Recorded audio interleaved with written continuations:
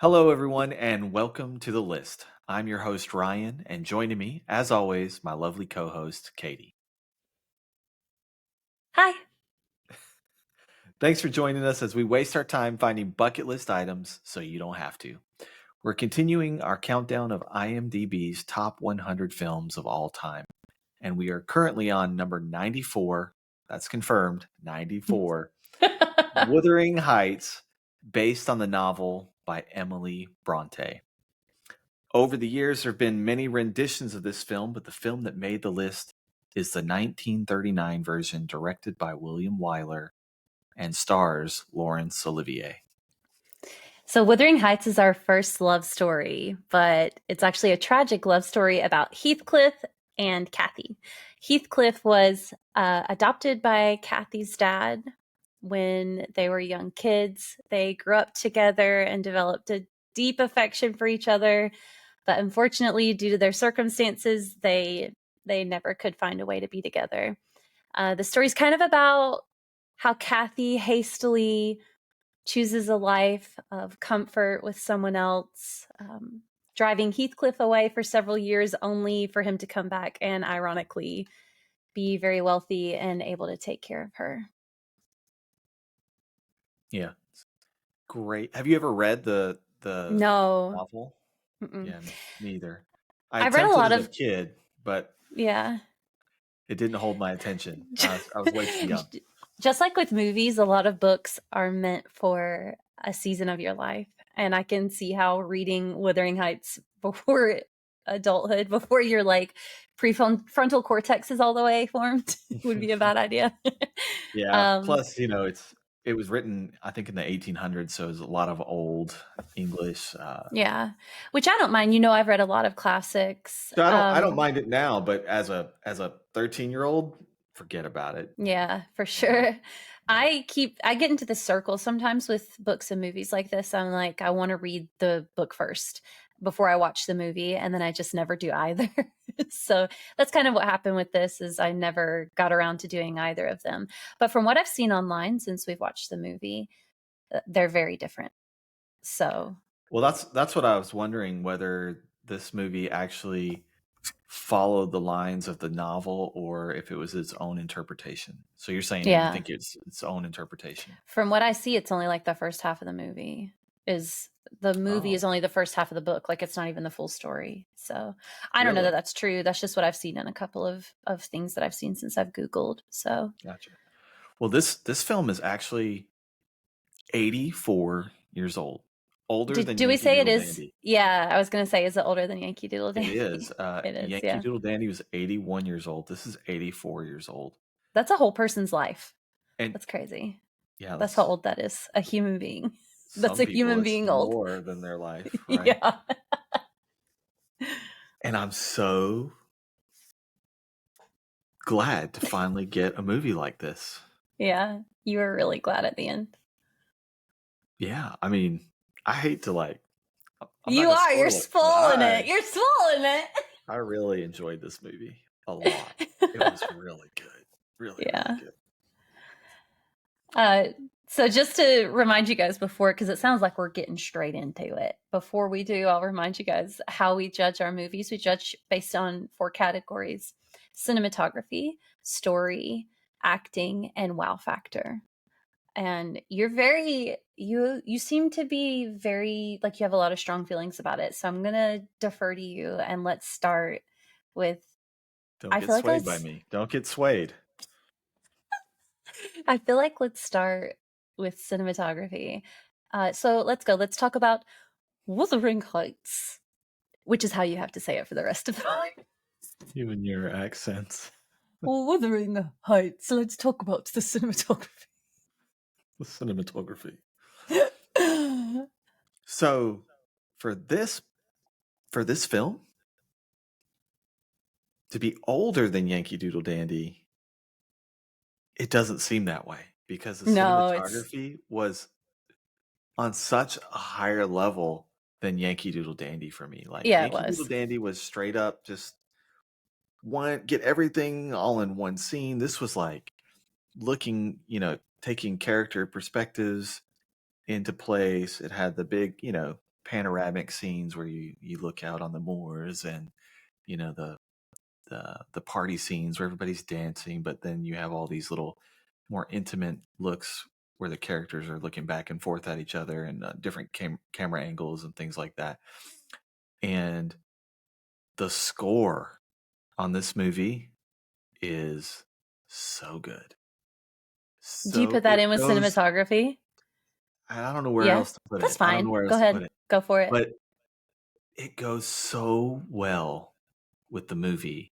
It makes the movie so much more emotional than it already is. Music can make or break a movie. The right kind of music, instead of detracting or distracting you from the scene, is going to bring you further into it and pull on your emotions. And I agree with you about the music. There were times I didn't even notice it until I was like fully into it, and I was like, wow, this music's really pumping me up. So yeah, it was really good. Yeah, the score was great. Loved it. As far as a number score for me, I think probably for this time,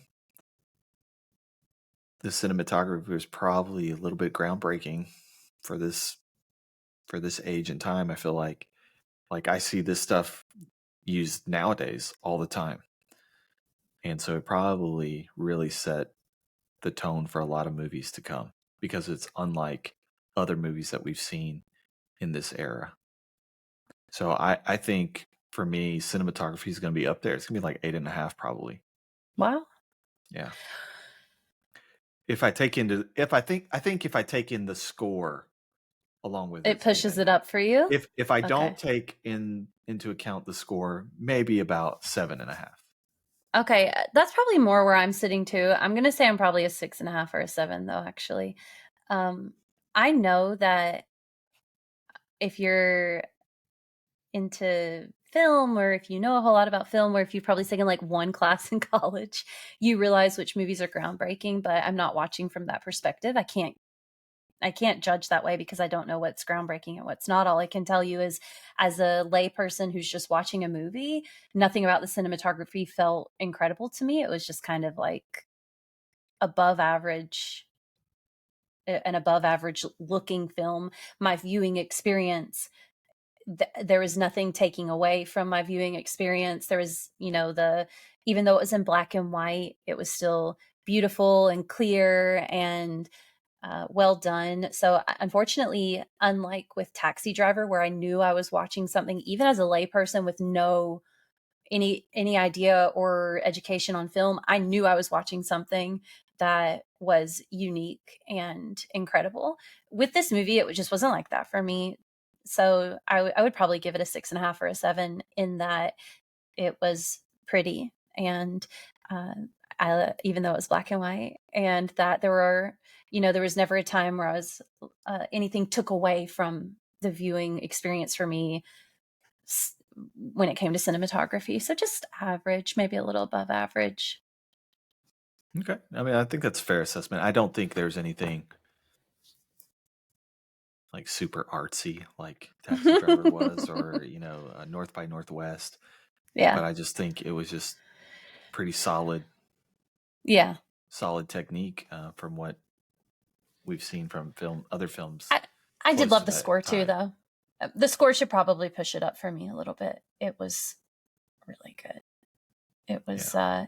it was emotion inducing, and it was purposefully uh there was purposeful choice on when the music rose and when it came in, and pushing you towards a feeling and experience and grounding you in what's happening. It was beautiful. So adding that in, maybe I would go more of a solid 7.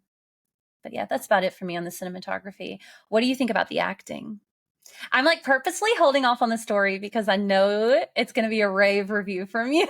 So let's go to the acting real quick. I think the acting was really solid in a lot of places. The only thing, I think Laurence Olivier was great. The only time I felt like it wasn't as good, because there was a couple scenes where him and Kathy were like just looking at each other through a crowd, and like you can see the emotion Yeah. on her face, and on some of those scenes he just it was like he was unreadable for me Yeah. on film there. But as far as like when there's a line to be delivered or anything else like that, man was spot on, spot on. And I actually, maybe this is the same story you're wanting to tell, but I was actually reading that the director William Wyler was notorious for making actors repeat a scene. No. Sometimes 40 takes to do a Ew. line.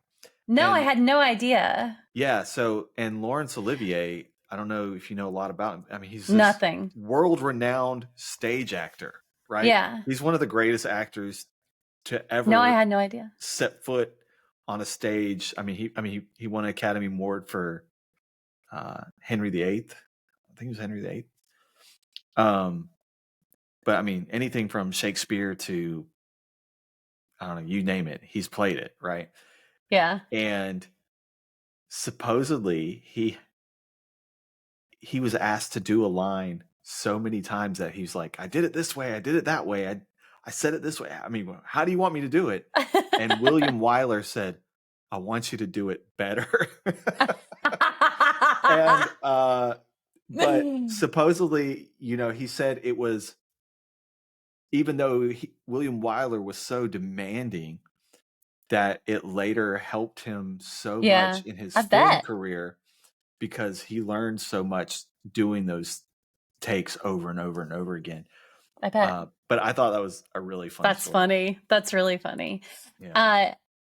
Yeah, so I agree with you on the line deliveries too. There were quite a few lines that struck me.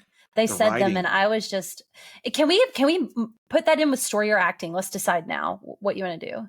Do you want to put writing in story or acting? It's so hard because I think it plays into both, It right? affects both. So let's just say from now on, we'll put it wherever we feel like it most belongs in that movie. I'm trying to think of the line that did it most for me. Yeah, I don't know if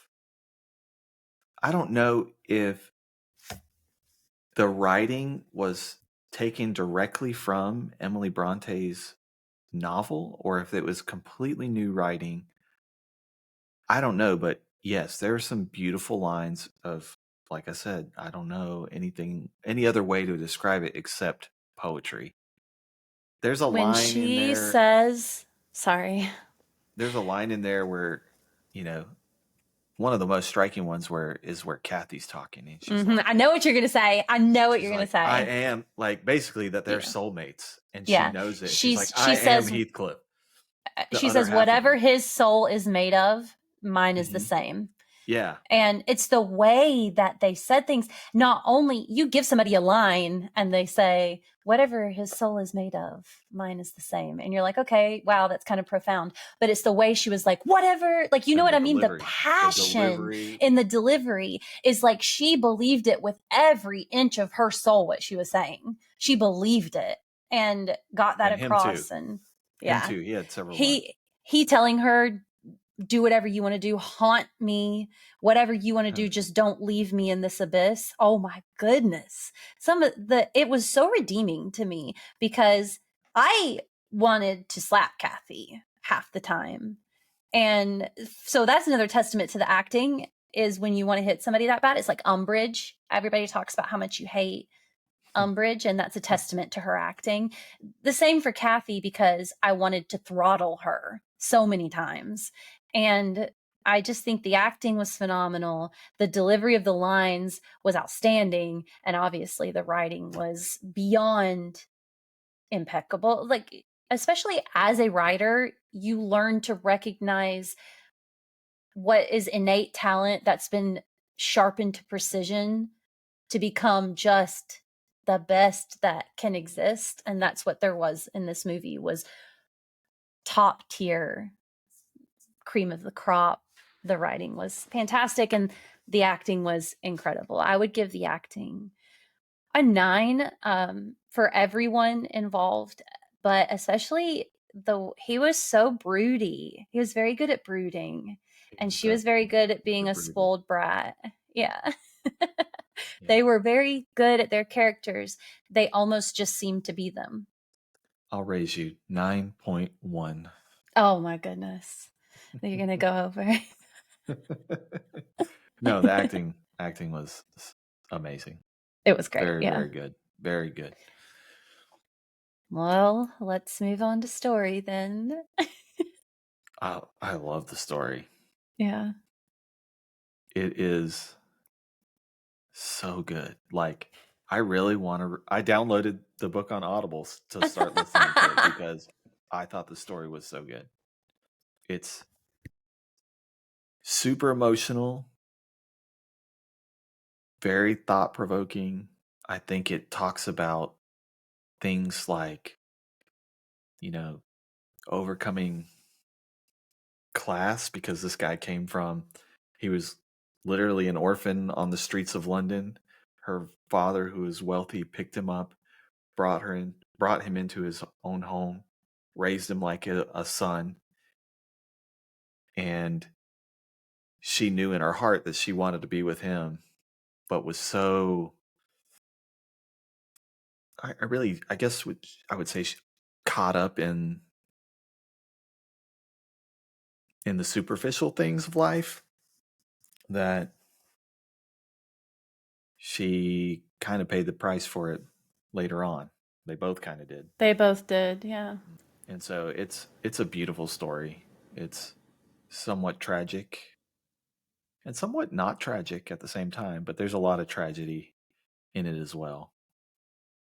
And I think it even touches the point as far as what is the line between love and hate, because I think there's an element where he He hates her. loved her so much but hated her at the same time and wanted to enact vengeance upon her for what she had done, but still loving her so much that it's so He, difficult to explain without really watching the movie. But yeah.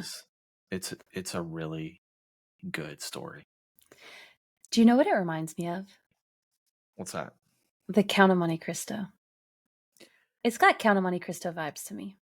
A little bit, a little bit. Just something I, about I it. can Maybe see how you could intertwine the two a little it's bit. just the vibes. It's just giving. It's giving Count of Monte Cristo. About the revenge and Yeah. Coming redemption back and a changed forgiveness person and and yeah. going off and Yeah. being poor and Becoming going off someone make your new. riches and Hmm. yeah. So I can see there's some elements there that are from the Monte Cristo, but So I was bored in the beginning. mm, It was a hard start for me. But some movies, some books, some movies, some stories need a little time to get into it really. You need that build up, especially now in the publishing world. It's hard to get anything published that doesn't dive right in.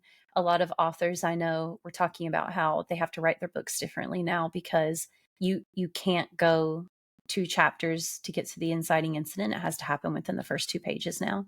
yeah, And because so people won't if last that people will long. not sit around and wait. And I felt that way during the first part of the movie. I was like, oof.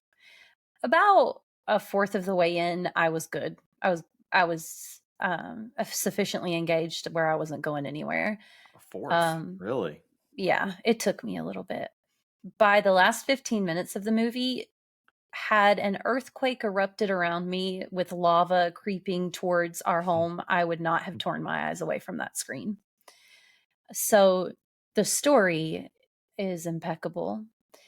It takes a lot to make you feel for people who are not, I don't want to say they're not good, They had some but pretty major flaws though. they did. And there is a certain amount of flaw that people will take in a character before they stop rooting for them. And this really skirted the line there. They were not good people, and it was very frustrating to watch. It was super frustrating to watch at certain points. There's a point where Kathy is raving, and Heathcliff hears parts of it, and then he runs off, and she says something good then about Heathcliff, and you just want to tear your like hair out because you're like, oh, if you'd only stayed another 30 seconds. But that's also the tension is what makes a movie good. um And you asked me afterwards which was a better love story, Wuthering Heights or Anna Karenina, because, Anna Karenina is one of my favorite books of all time. And I was like, Anna Karenina is not a romance. But it is. It is a romance. But for me specifically, like personally, it's hard for me to identify something as a romance when the main character is hurting someone they're committed to. Mm. And that was a hard watch for me in this movie. It's hard to root for somebody who is committed to someone who is kind and good, but obviously has feelings for someone else. But I think it's a very real, it felt very real. Like for her to have so much deep love for someone who was not her spouse, but to be with her spouse who she also had a different kind of love for. Do you know what I mean? Yeah, I And think she still loved him. It's yes, just she absolutely not the loved way that him. she loved Heathcliff. Right. And to wrestle with those feelings of, I committed to someone else and I have a life with someone else. And as much as I have loved Heathcliff my entire life, I will not hurt this man who I am committed to and who I've built a life with just because of Heathcliff showed back up, Yeah, And and that's where it really pushes the edge of the redemptive quality of these characters is right. that in a way they're kind of crappy because Yeah. they're not in a relationship with each other. They promise Yeah. themselves to somebody else, Right. but their hearts are not really 100% with them. Yeah. But their love is so strong. Their It's love is hard so not to strong, it root for makes you them. root for them. It Yeah, makes you go, they are meant to be. And that's the tragedy of it, is seeing two people who are meant to be together and knowing they can't it's be together. doomed. Not yet, Yeah. anyway. Yeah. Yeah. And just the way it has you until the very end captivated by their story.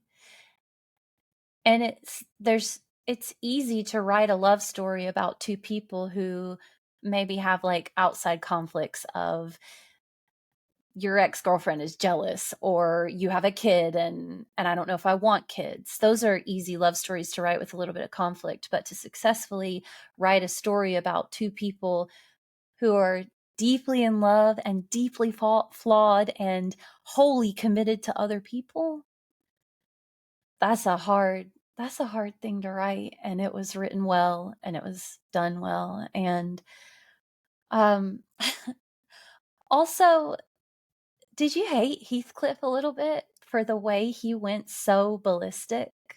Yeah, he was what he did to Isabella, Yeah. I So thought not was only did they ruin each extraordinarily cruel. other, they didn't just ruin each other, they ruined other people. Mhm. I mean, Kathy's brother deserved probably everything that was coming to him. Yeah, I didn't care about him. But yeah, other ways, he that's why I'm saying it toes the line between love and hate. And it's a very thin line here. And Yeah. I think he was very vindictive in many ways. At least in the movie. I don't know what the novel is like, but the movie. Yeah. I don't know. It's definitely a movie that makes you consider. I don't know, but it's also hard. It still is hard for me to call it a love story. I know it It is. it is, yeah, I understand. It's complicated. It's It's tragedy. very complicated, and Yeah. it is tragedy. It's brilliant. What would you score on a 1 to 10 for the story though? A 9, but only because I had trouble in the beginning. See, really, I didn't have any trouble in the beginning. Well, maybe the first 5 minutes. As soon as it jumped into their story, I was hooked, and from then Yeah. on, I was hooked. Yeah. That was it. So I think it was a 9 for me as well. What about wow factor? Wow factor would be just the raw emotional damage this movie did to me. Yeah. From the score, from the the writing to the tragic nature of the story and the love that they felt for each other. That was the wow factor. And for this, and on top of that, for this being the oldest movie by far to be this amazing, that was the wow factor for me. Blew my mind that Yeah. an 84-year-old film Could do that. could destroy any other film that I've seen, probably. Yeah. That to me was a wow factor. It's amazing. I've been thinking about it nonstop for 3 days. You did say something to me about it the next day. Like, You were I like, can't I'm still I thinking woke about up that the next movie. morning and I was still thinking about the next morning going, Yeah. that was amazing. Yeah. That was absolutely amazing. Number? For the wow factor, 9. I thought you were going to say 10, honestly. It probably should be, but 9. Yeah. I think the wow factor I'd say is the way they portray love in such a complicated way. For the portrayal of complicated love, of the different kinds of love that you have, for I'm going to say for the emotion that it pulls from you too. It's a very emotion inducing movie. And I think the acting does it for me too. I would probably give it an 8 on the wow factor. Okay. Does this film belong to the top 100 films of all time? Yeah.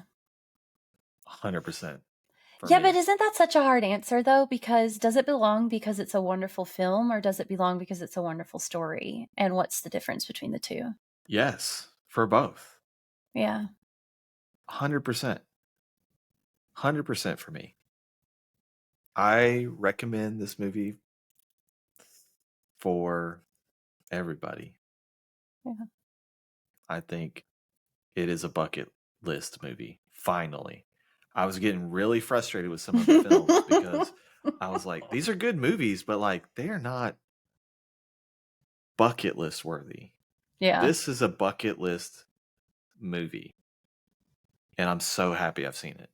I think I agree that it's a bucket list movie just because of the way you feel after you watch it, while you watch it, the way it makes you think and ponder. I think it's a bucket list movie, and I think I'd recommend it to most people. Hmm. Why are you humming? You're just more certain than I am.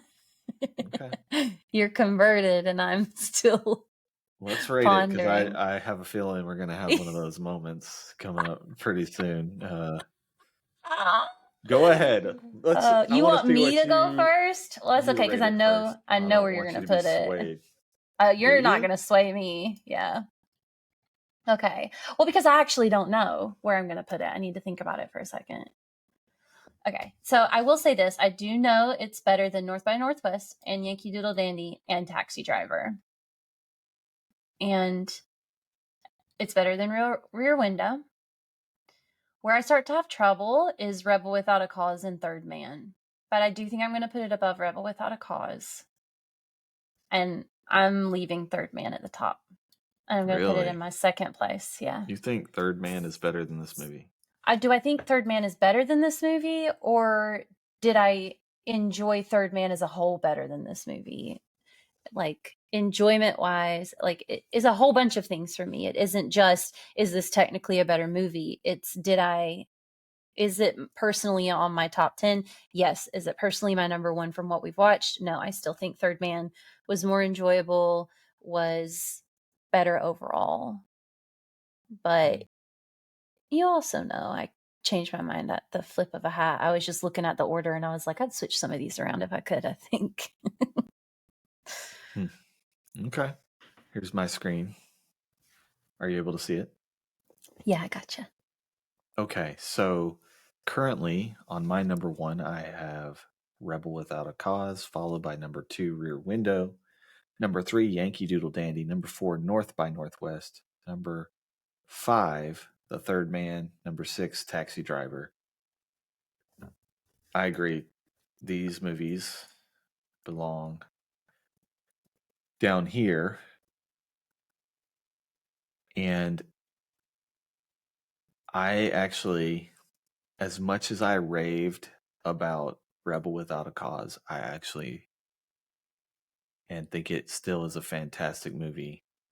I actually think Wuthering Heights is my number 1 pick at the moment. I'm not surprised by that. Yeah.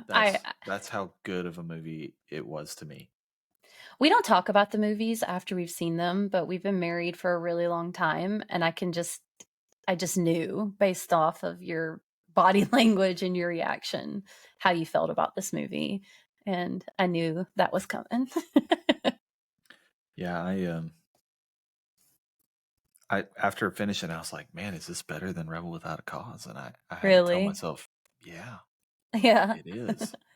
I like that we're And there though. That we're at the point where the movies are so good, it's like a wrestle of which one to put first. well, some of them have been that good. I Yeah, think that like Third I Man think my and top 3, those are bucket list movies to me at the moment. yeah, The other ones, they're good movies, but they're not bucket yeah, list worthy sure. to me. And Third Man doesn't even belong on there. It was Um, so good.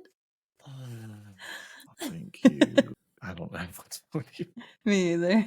Uh, So I have a new segment I wanted to. okay. You Let's should hear stop it. sharing your screen. Oh, sorry. I thought it was done. My bad. So I have a lot of friends who are being published this year, people I've worked with for a long time. And we have this thing we do for our published friends. They don't like to look at their Goodreads reviews because people will leave the most unhinged Goodreads reviews. So you have like a reader, a friend that you trust to go through and like screenshot the good ones and send them to you. And I read something funny the other day that was like, if you ever feel bad about your writing, just go to the reviews on classic books like Jane Austen and Tolstoy and Oh, Dostoevsky goodness. and like read their 1-star reviews, right? So I thought maybe I would look up a couple of 1-star reviews for Wuthering Oh, Heights. no. All right. Let's see. And I'm just going to read a couple of them. So this one comes to us from Jim DeFirio, who Wait. says, Is this for the movie or is this for the for the book? movie, I made For the sure. movie. For the Okay. movie. And I made sure it was the right movie because there are a couple of versions. Yeah. Jim DeFirio gives the movie 2 stars and says, this will be short and bitter. They butchered the book. All the background music was very annoying, especially the violins, which I thought you would find especially funny. Wow. And then he says something quite bold. This movie has reaffirmed what I have long said, and that is that the actors, scripts, and writers and directors were not very talented back then. Wow. Thank you for your feedback, Jim. Now, after I read the book, I probably will be upset, Yeah, to be that's honest hard with for you. me. Mm-hmm. And I'm the same way with a lot of movies. Like, I remember watching the Bourne trilogy and being like, Mm-hmm. yeah, these movies rock. They're so Remember good. the first time I saw Twilight? And then I threw a fit. it's exactly the same as the book. It is. Now, you've just lost all credibility in our podcast. No, I remember reading the Bourne books and going, Yeah. this is not What even the the main crap? plot. Yeah. How could you do this? And I You have to can't look at them as watch the separate movies now. mediums. I Yeah. can't You have watch the to movies now. you And have to I hope separate the book them. does not ruin the movie for me because It the won't. movie was so good. I'm kind of glad I Yeah. watched it before the book Yeah. because then I would just be You're not watching the comparing it. book and going, or watching the movie and being, this is not like the book at all. Yeah. Everybody says it's really boring, but Wuthering Heights. yeah. It The was really book. boring when I tried to read it as a 13-year-old. So Yeah. we're going to see what I think now. We'll find out but if your tastes we'll have find matured out. any. Yeah. Maybe that'll be on my bucket list, what to read and not read. I don't know. All right. Steve D says the story is still nothing special and is overly dramatic. I mean, it could be overly dramatic. That's probably true. This But one is it tripping works me for me. out. This next one says, a completely awful movie version of one of the most important books of the 1th century. Of the 1st century. Of the 1th century. And the last one is a 2.5-star review that says this story is just as melodramatic, unattractive, and questionable as the book it's based on. Thankfully, the great production values this film boasts lift it from its dreary source material. Are there any 1-star reviews or are they all 2 stars? They won't let me sort by reviews, so I had to kind of like Just film through. them. Let me see if I can find a 1-star review real quick while we're sitting here. Because I was like, if they can't even rate it a 1 star, it must not have been that bad. I don't care what they say. The movie, it touched me, spoke to me, grabbed me, and was like, Here's a great 2-star review.